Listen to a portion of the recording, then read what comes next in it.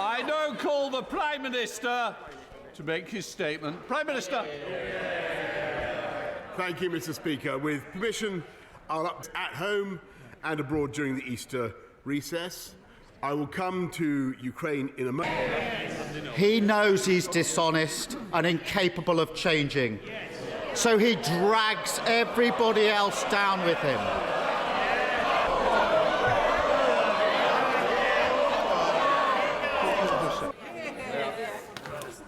Mr. Speaker, I repeat what I've said earlier.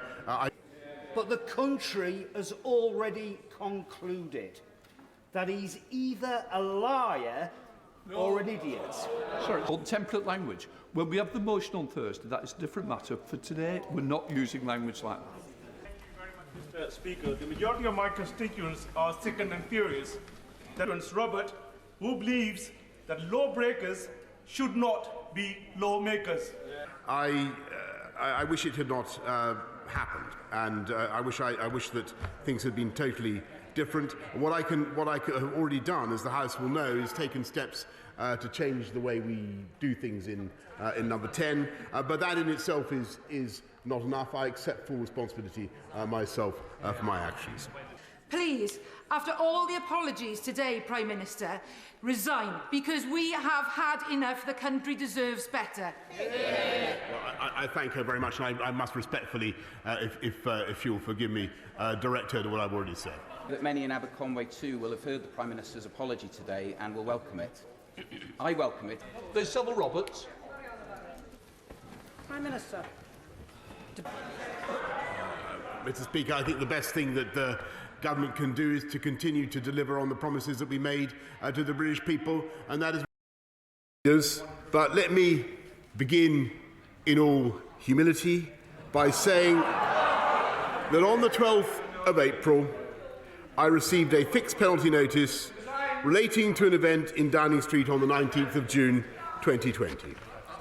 I paid the fine immediately, and I offered the British people a full apology. And I take this opportunity on the first available sitting day to repeat my wholehearted apology to the House. As soon as I received the notice, I acknowledged the hurt and the anger. And I said that people had a right to expect better of their Prime Minister. And I repeat that, Mr. Speaker, again in the House now. I respect the outcome of the police investigation, which is still underway.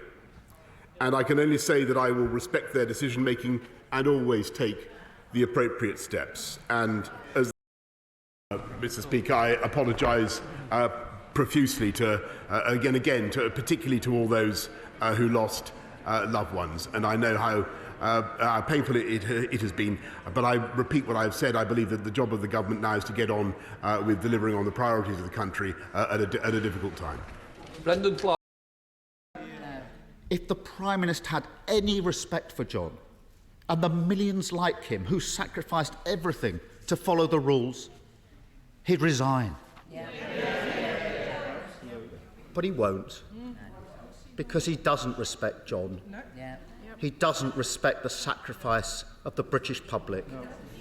He is a man without shame.